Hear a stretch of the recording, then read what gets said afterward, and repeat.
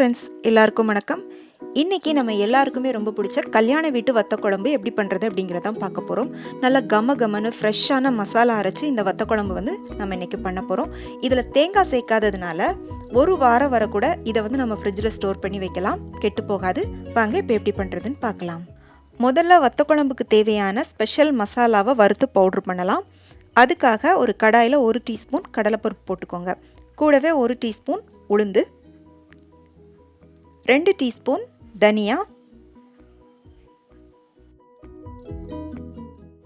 அடுத்ததாக மிளகு போட்டுக்கலாம். மிளகு ரொம்ப வேண்டாம், ஒரு 1/4 டீஸ்பூன் மட்டும் போட்டுக்கோங்க. அதே அளவுக்கு வெந்தயம் போட்டுக்கோங்க, ஒரு 1/4 டீஸ்பூன் மட்டும் வெந்தயம் போட்டுக்கோங்க. கடைசியாக ஒரு 1/2 டீஸ்பூன் சீரகம் சேர்த்துட்டு அடுப்பை மிதமான சூட்டில் வச்சு நல்லா வாசனை வர்ற அளவுக்கு வறுத்துக்கோங்க.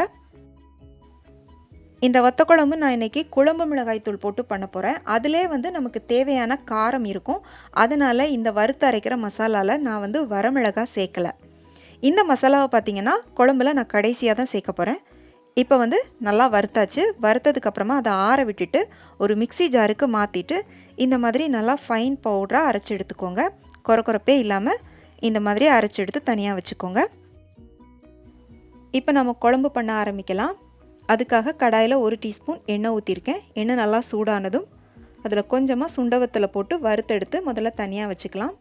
சுண்டவத்தலை நல்லா கிறிஸ்பியாக வறுத்துக்கோங்க. நீங்கள் சுண்டவத்தை குழம்பு பண்ணுறதுக்காக வாங்குகிற வத்தல் நல்லா மோரில் உப்பில் ஊற போட்ட வத்தலாக பார்த்து வாங்கிக்கோங்க.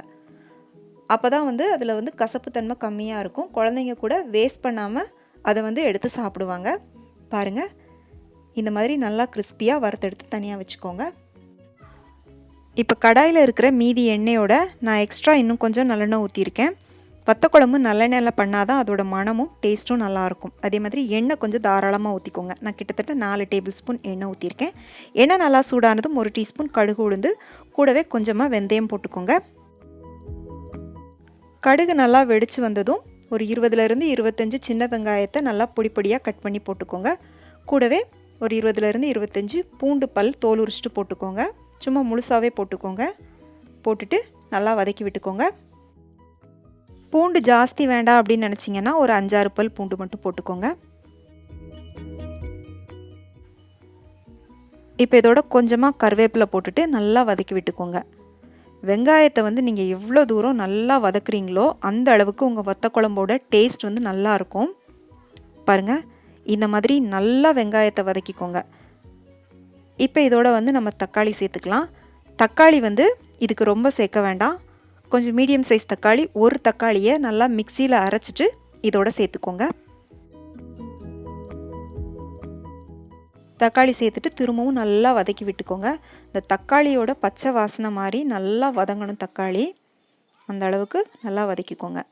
இப்போ பாருங்கள், தக்காளி நல்லா வதங்கிருச்சு. இப்போ இதோட ஒரு 2 டீஸ்பூன் அளவுக்கு குழம்பு மிளகாய் தூள் சேர்த்துக்கலாம். குழம்பு மிளகாய் தூள் இல்லை அப்படின்னா சாம்பார் தூள் ஒரு 2 டீஸ்பூன் சேர்த்துக்கோங்க. சேர்த்துட்டு திரும்பவும் நல்லா அந்த எண்ணெயோடு சேர்த்து வதக்கிக்கோங்க. மசாலாவை கருக விட்டுறாதீங்க, சும்மா ஒரு 1 நிமிஷம் மட்டும் வதக்கிக்கோங்க. இப்போ இதில் நம்ம புளி தண்ணி ஊற்றிக்கலாம். இதில் ஒரு பெரிய நெல்லிக்காய் அளவு புளியை ஊற வச்சு கரைச்சி வடிகட்டி எடுத்து வச்சுருக்கேன். அந்த தண்ணியை நம்ம இதில் ஊற்றிக்கலாம். ஊற்றிட்டு நல்லா கலந்து விட்டுக்கோங்க. இப்போ இதில் நம்ம தேவையான அளவுக்கு உப்பு சேர்த்துக்கலாம்.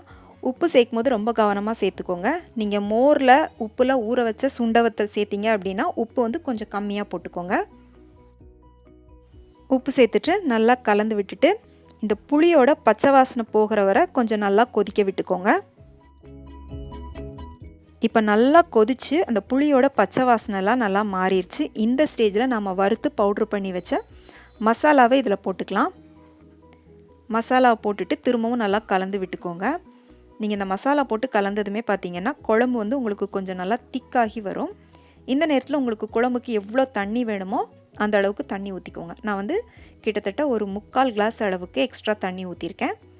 தண்ணி ஊற்றி நல்லா கலந்துட்டு திரும்பவும் இதை கொதிக்க விட்டுக்கோங்க. திரும்ப கொதித்து இந்த மாதிரி சுற்றி கொஞ்சம் எண்ணெய் பிரிஞ்சு வர ஆரம்பித்ததும் நம்ம எண்ணெயில் வறுத்து வச்ச சுண்டவத்தில் இதில் போட்டுக்கலாம்.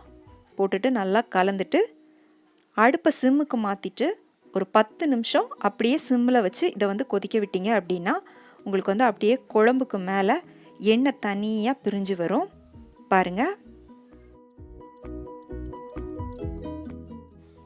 இப்போ நம்ம வத்த குழம்பு சூப்பராக ரெடி ஆயிடுச்சு. இதில் கடைசியாக ஒரே ஒரு டீஸ்பூன் வெல்லத்தை வந்து பவுட்ரு பண்ணி போட்டுக்கோங்க. இது வந்து ஆப்ஷனல் தான். வெல்லம் சேர்க்கும்போது உங்களுக்கு அந்த புளிப்பு, காரம், உப்பு எல்லா டேஸ்ட்டையும் வந்து அது பேலன்ஸ் பண்ணி கொடுக்கும். இப்போ கம கமன்னு மணக்க மணக்க நம்மளோட சூப்பரான வத்த குழம்பு தயாராகிடுச்சு. ஒரு வாரம் வரை இந்த வத்த குழம்பை நீங்கள் ஃப்ரிட்ஜில் ஸ்டோர் பண்ணி வச்சு சாப்பிட்லாம், எதுவும் ஆகாது. நல்லா சுட சுட சாதத்தில் ஒரு கரண்டி இந்த வத்த குழம்பு எடுத்து போட்டு கலந்து சாப்பிட்டிங்கன்னா ஒரு தட்டு சாப்பாடு சாப்பிட்டாலும் பத்தாது, அந்த அளவுக்கு பிரமாதமான டேஸ்ட்டில் இருக்கும். கண்டிப்பாக ட்ரை பண்ணி பாருங்கள். பிடிச்சிருந்துச்சு அப்படின்னா மறக்காமல் லைக் பண்ணிவிட்டு உங்கள் ஃப்ரெண்ட்ஸ் அண்ட் ஃபேமிலிக்கு ஷேர் பண்ணுங்கள். மீண்டும் வேறொரு ரெசிபியோடு சந்திக்கிறேன். நன்றி, வணக்கம்.